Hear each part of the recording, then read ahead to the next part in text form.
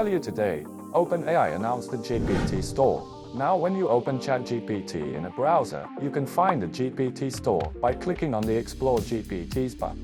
But it requires you to use a GPT-4 version to access the store.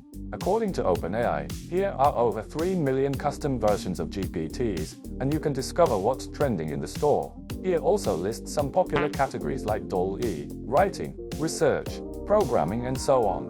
What's more, OpenAI also mentions that they will highlight useful and impactful GPTs every week, such as designing presentations or social posts with Canva.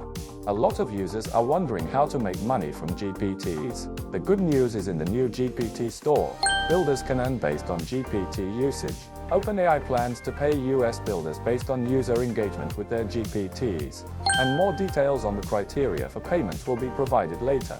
So this provides a way for you to make money using ChatGPT.